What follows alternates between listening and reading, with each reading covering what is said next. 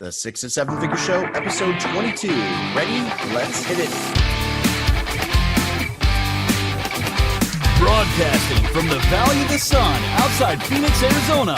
This is the 6 to 7 Figure Show. Tired of working so hard and having no time? Take your 6-figure practice and turn it to a thriving 7-figure enterprise. And now, your host, author, speaker, mentor, and strategist, Frank Bria. All right, everyone, it's the 6 to 7 Figure Show. Welcome. I'm your host, Frank Bria. Today, I am joined by the lovely Christi Cass. She is a certified health coach, an international business coach, and mentor, guiding health coaches and wellness practitioners to create impactful and profitable businesses using both online and offline strategies. She draws on over 15 years of experience in business, marketing, and sales, and Christi helps her clients leave their 9-to-5 and become their own boss and do the work they love. Welcome, Christi. It's glad to have you here. Oh my gosh, that sounds like so much fun what I do. Probably because it is. It is, I'm sure. So just real quick, wellness, health coaching, give me some examples for those maybe in the audience who want to say, well, is what I do, does that fit into there? What are some of the examples of some of the people you work with? Okay, that's a great question, actually, Frank. So health coaches typically are certified. There's a lot of health coaches out there who may not be, who have a really strong background in a personal health journey where they've learned a lot in a very specific niche. Wellness practitioners that I've worked with are everything from nurses to chiropractors, orthopedic therapists, all sorts of different wellness practitioners that are really driven and have a passion for getting not just to the root of what's going on, but really preventing those chronic health issues that so many of us, struggle with that eat that standard Western diet. So I tend to work with folks that support, the average person out there who's wanting to have a better nutrition and lifestyle experience so that they can be healthier. Great. And you basically work with folks who are in that space to help them build their businesses. Is that correct? Exactly. I actually started out as a holistic health coach, a certified health coach, and it was a really organic process. This was not my plan to do what I'm doing today. It just really kind of organically came to be. I built a very successful business utilizing both online and offline strategies for my health coaching business, and actually launched something called Health Coach Protocols, which was something I created with doctors that I worked with. And these were done for you, or are done for you, protocols and resources that health coaches can use in their business. Launched that almost a couple years ago now. Actually a little over 2 years ago. And what sort of organically happened was folks were asking me to, other health coaches, once they would purchase it, they were really happy, and they started asking me to mentor them. And that just sort of evolved to where I was doing less and less of one thing and more of the other. Right. Absolutely. I swear, I know very few entrepreneurs who planned where they landed. It's almost always just sort of a pave the cow path kind of a thing. So for those people who are listening, offline strategies don't get talked about very often these days, but they're still incredibly effective. What are some of the offline strategies that you use, just to give people an example? Oh, of course. So one of the things that I teach that is, I think, really niche specific for me because of my personal experience is helping health coaches and wellness practitioners who want to work with other wellness practitioners, who want to work with doctors, who want to work with chiropractors, and how do they forge those relationships where I call it a win-win-win, because the patient/client is also ultimately the big winner here. Sure. But how to forge those relationships, those referral relationships, how to do so in a way where they're staying in their scope of practice, and also growing their business in their local community. When you pair that offline strategy with an online strategy, you can create great balance and sustainability in health coaching business. That's really interesting, because I think a lot of local businesses sort of get wooed by the internet thing and forget completely that they're in a very rich local economy, full of potential business, and sort of ignore that low-hanging fruit and try to go off and, well, I'm on the internet so I can go find a client in Europe or something like that, when in fact in their own city they probably have a great deal of business they could get right there. Well, and when you're doing kind of both sides to the business here, you don't have to go meet with those clients in person. When I first started my health coaching business, I was based in Dallas. I worked with a clinic that had clients all over the world that would come to them. And so I just very organically was working with them on Zoom or on Skype. And I stopped meeting with clients in person in my local community simply from an efficiency perspective. It didn't make sense for me to go drive somewhere, meet, and then I would lose an hour of my day just doing that piece of it. So it wasn't an efficient use of my time. And you can run an offline and offline business right here with what we're doing right now, very effectively. That's really nice to leverage the hybrid of that. And I suspect in the health and wellness space, it's easy to get caught in that hourly trap of where you feel like your physical presence or your time is needed. Yeah. So easy. Oh my goodness. It's, and it becomes this really vicious cycle, where they're seeking that one-on-one trading time for dollars. Whereas you could take a high ticket premium program that you're launching online. You can do local workshops, and you can create a local group program where you're leveraging your time there as well. And you could still meet online. You could still do Zoom calls with your group so that people don't have to, again, it's efficient for your clients as well. They don't have to. And if you want to go do a field trip to a grocery store tour or something like that, you can certainly incorporate that in. But it's really, I think, a smart way to do business efficiently. And again, I'm all about that sustainability. Yeah. That's a really good point. And I'm sure that there's a number of people who just like a light went on when you said a field trip to a grocery store. That's a brilliant addition into any trip. So tell us a little bit, Christi, about the kinds of program that you run with health coaches and wellness coaches. What does that look like when you work with them directly? So we have a phenomenal team that works with our clients, including me. I'm very active and very involved in the coaching of our clients. But we actually have a 6-month program.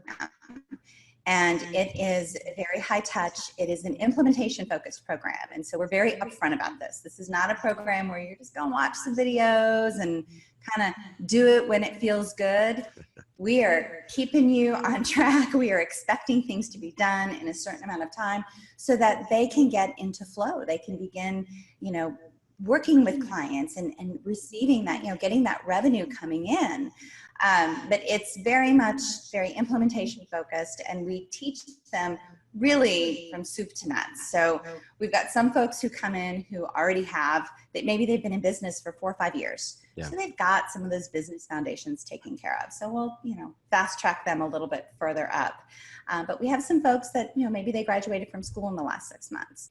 So they need, to really dial in their niche. They need to get some clarity on their branding and how they're going to show up and how they're going to be visible. So we support them with that if necessary.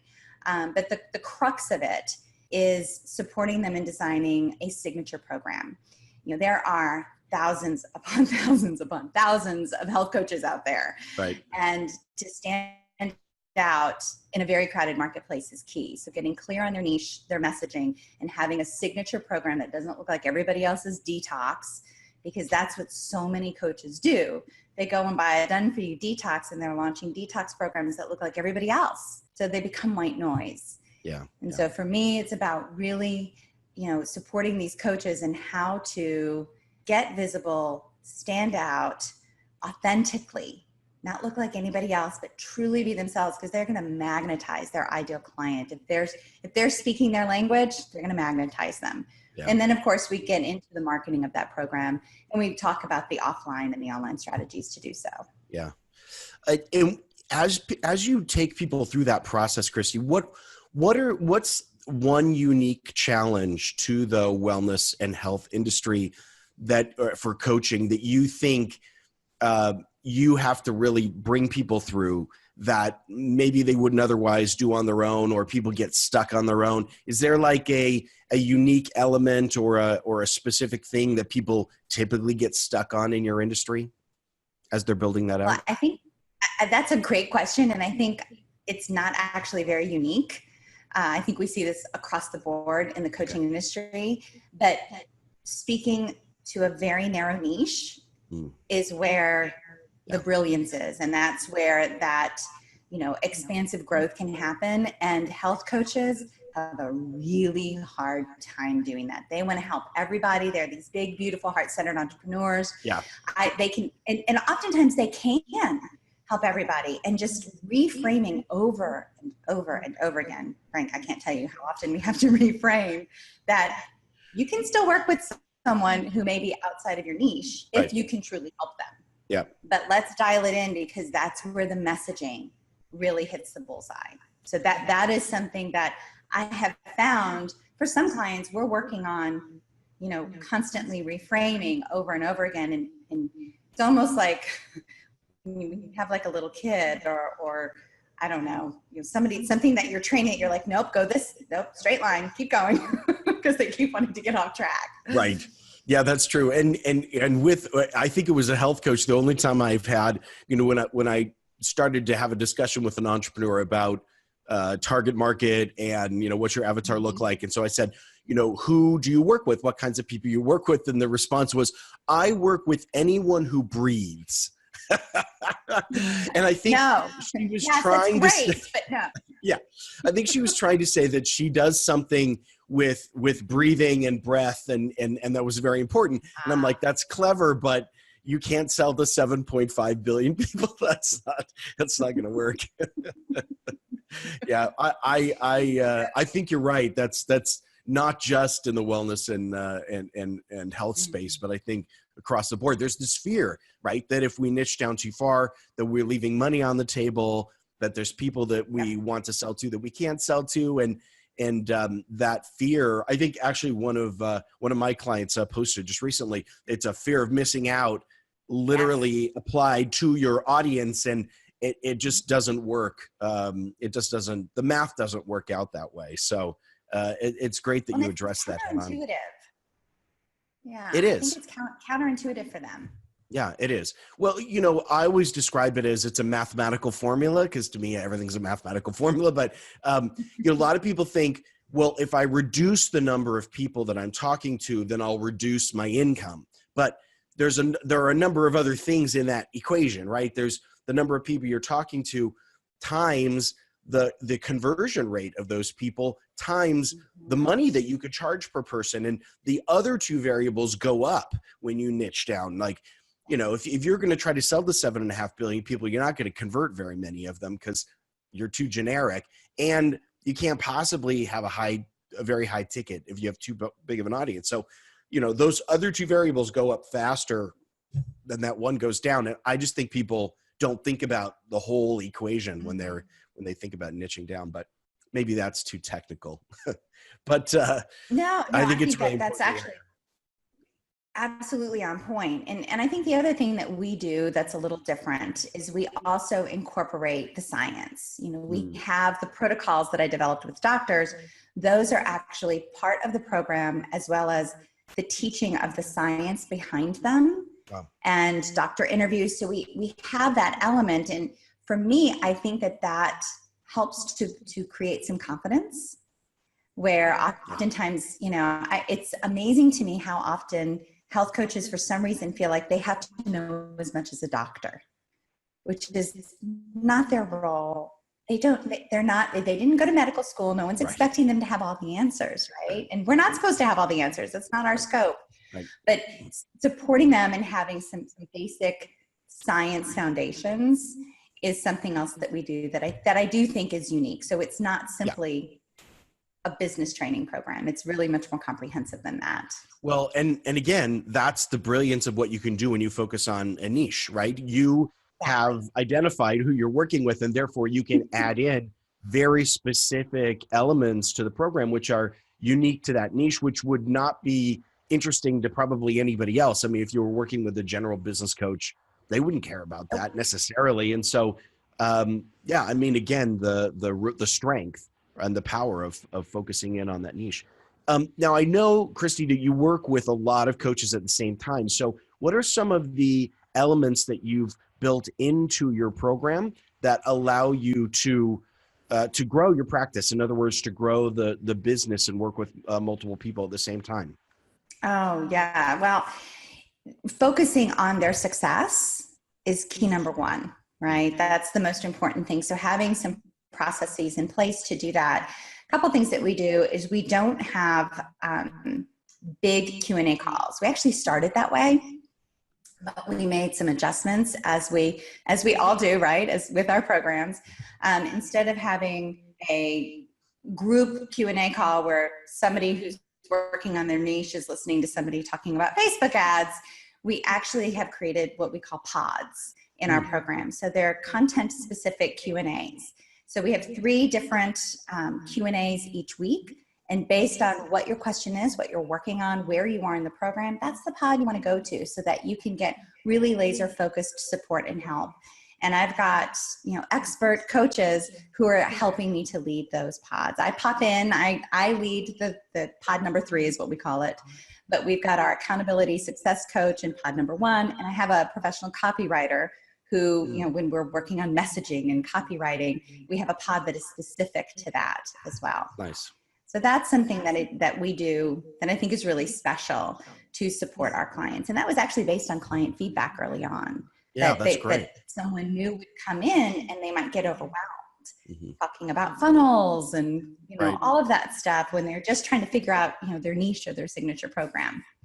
Well, and splitting up by topic like that, that's a best practice for longer programs like yours to have different areas like that. So that's it's terrific that you're using that technique. It does we see it work really well across lots of different programs. So congratulations on implementing that. That's a great thing. As you are continuing to grow, are there things that you're looking into the future that you're saying, okay, where we see the industry grow as you start to add more people in? Are there things you're looking at and saying, okay, we've got plans now to implement additional things as the program grows? Anything you're looking forward to in the future? Well, we're actually kind of in that process right now, so it's a very timely question. I'm actually currently we're refining some of our modules to essentially update them because, as you know, the industry is changing.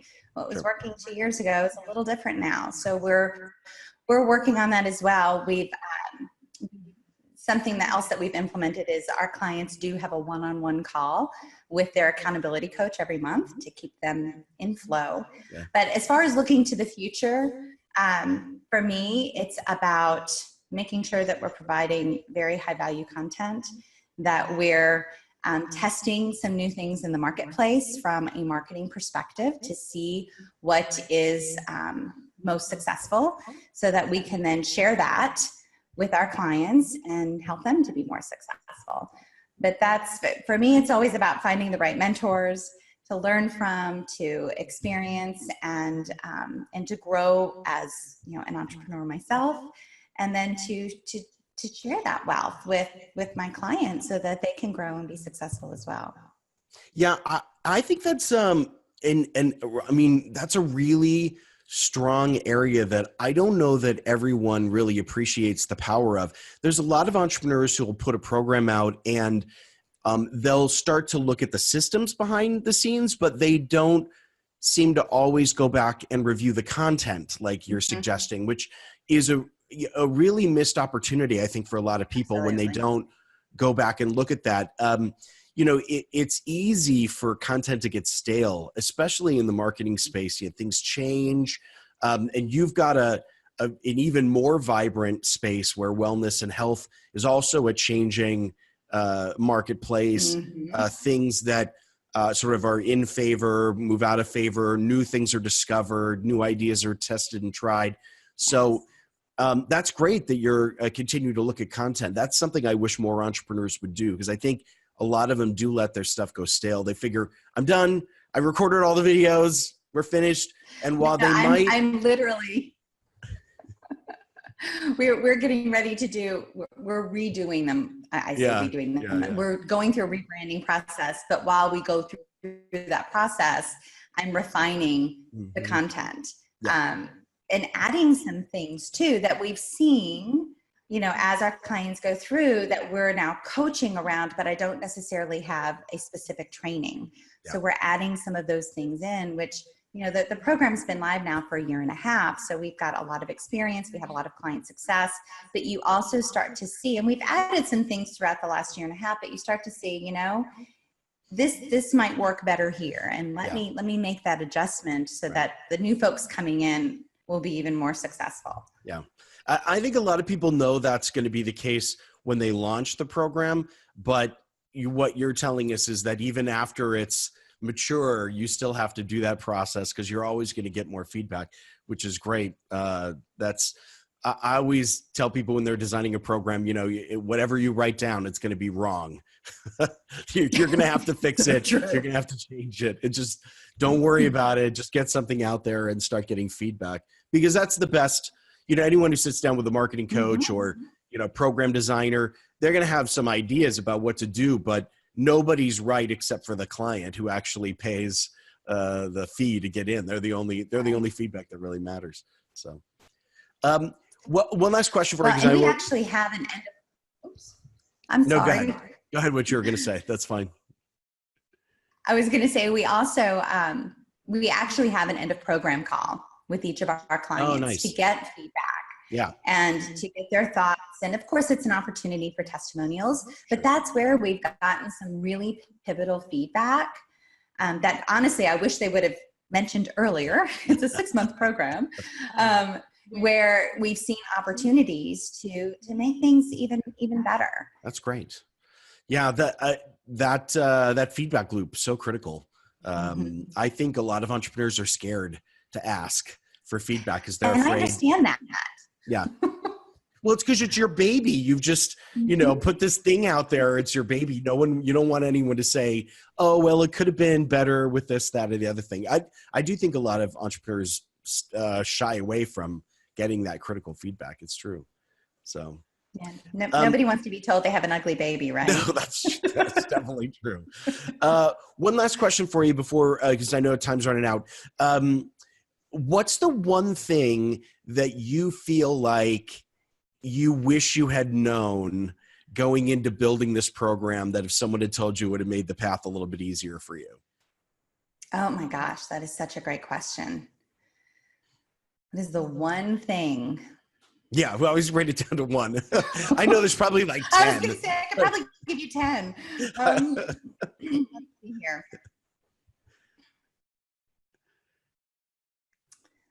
Okay, I'm sorry, I'm pausing here. I'm really, really thinking. That's fine. I think one of the greatest challenges that we have had that I am so thrilled to say, I feel like we have finally taken the long journey to finally having a strong sales process in place. And not just from the marketing perspective. This is once we get on the phone call, having those right people as part of my team to support us. And that part of the journey, I was absolutely not prepared for because very quickly, I did not have the bandwidth to take all of the calls. Yeah. Within probably 8 weeks, I was looking. And so at that point, you're in panic mode, right? You're like, I need a warm body to take calls. And the management of the sales team and finding really good people was not easy. So that was probably one of the bigger struggles that I had. And I'm so thrilled. I have an amazing team right now. I've got two phenomenal ladies that work with me who are really passionate about what they do and very professional and good at what they do. But that took me over a year to Yeah. find them. And I would have liked to have had a much shorter process. Sure. but that is a really good point. And I think a lot of entrepreneurs, especially when they're just starting off in the sales piece, they think, okay, well, I just need to have enough time in my calendar to take calls. And then when calls come in and it starts to fill up the calendar, they think, okay, well, can I manage these all? But it's more than just call management. It's all of the other things around the sales process. It's pre-call setup. It's post-call follow-up. And I think a lot of entrepreneurs, when they start to get overwhelmed by calls and they get focused on sort of closing that one call, they miss the full sales pipeline management. This is an area where I think we do a disservice to a lot of entrepreneurs because we get them so focused on the one call close. Like you just need to be able to close it in one call. That's just not true in a lot of cases. Like there needs to be follow-up. People do take time to think. There are going to be people who say no the first time who will say yes later, but there needs to be a process in place. And if you don't think through what a sales pipeline management process will look like, you actually are leaving money on the table in that particular case. So it's great you've made it through that curve. I think a lot of entrepreneurs are stuck in that process right now. Well, and it was like going in circles for a long time and hiring consultants, and that didn't work out. I mean, it was really, there were a lot of, I like to say, very expensive lessons that were learned, but the lessons were learned. That's great. But to your point, if you're a solopreneur and you're taking all those calls, it does limit, it starts to impact your creativity, which impacts, to your point, the pipeline, because you're not, the creativity is slow to, create that compelling content, to nurture your audience. All of those things start to get out of whack, essentially out of sync. Right. And there's just this cycle that you can get into. Yeah. So how early in the stage would you recommend an entrepreneur actually go and hire an external salesperson to sell their program for them? Well, I think it's important to master that process yourself, because you learn a lot about your potential clients and your current clients when you're the one initially bringing them in. Yeah. But I think as soon as your calendar is booked to, let's say you have a limit of 10 or 12 calls a week that you can manage, and you can time block, because otherwise you're switching back and forth. Your brain is switching back and forth, which impedes your productivity significantly. Sure. But as soon as you get to that point where your marketing is doing such a good job that it's bringing in decent, quality calls, you need to be in that process at that point of already seeking, talking, and thinking about how are you going to train these people effectively as well, and making sure your calls are recorded so they can hear those good calls and what's working and what's not working. Yeah. Honestly, and I had a sales background, but it was person-to-person sales, right? It's the old-fashioned conventional sales background, advertising sales years ago. And it's very different from phone high-ticket sales. So there was a learning curve for me as well. Yeah, I think a lot of people can, resonate with the way you're describing that, for sure. Christi, we've got to run. Unfortunately, we're out of time, and I know you're super busy, so we don't want to take up more of your valuable time. But as people have been listening and they're thinking, man, I really want to reach out to Christi and figure out more what she's doing, or connect with her, what's a good way for people to do that? Absolutely connect with me on Facebook. My business page is Christi Cass. If you're a health coach or a wellness practitioner, we do have a private group exclusively for health coaches and wellness practitioners. There's not going to be a bunch of other people coming in and marketing to you in there as well, but there's a lot of support. It's called Health Coach Success Mastermind. We also have an Instagram, which is Christi Cass. And if you'd like to get a taste of what we do and how we work, I do have something to share with you guys. It's called the Stand Out Health Coach Niche Kit. And this is a training. It's a video training, a workbook, and a done-for-you anti-inflammation foundational program. It's just a simple ebook that you can use with your clients as well. And I know Frank has the link for that we'll be sharing with you. That's right here below. Yeah. Terrific. Thank you. and an ebook that people can use, essentially a white label content. That's amazing. Absolutely. Yeah. They can brand it, customize it. It's all yours. That's amazing. Well, that's a really generous gift. Thank you, Christi. Really appreciate that. And I appreciate your time as well. And thanks for sort of educating us about this space and the work you're doing, the great work you're doing with health coaches. I know, you and I have talked previously about some of the amazing results that your folks are getting. So it's always a pleasure to hear you break it down a little bit for not just me, but for the listeners there. So really appreciate the time that you've taken with us today. Frank, thank you so much for having me here. This has been a joy and just a great experience. And any opportunity I get to connect with you is a golden opportunity. So thanks for having me here. Well, thank you very much. I appreciate that. And thank you very much, listeners, for tuning into the 6 to 7 Figure Show today. And for this episode, really appreciate it. If you want to connect with Christi, you've got the link here below in whatever format that you're there, or you can come through to the show notes page if you're listening to this audio independently. And we really appreciate you taking the time and investing. We know that your time is valuable, and to take your precious time to listen to us, we're thrilled and honored for that as well. And so thank you very much, and we will catch you on the next episode.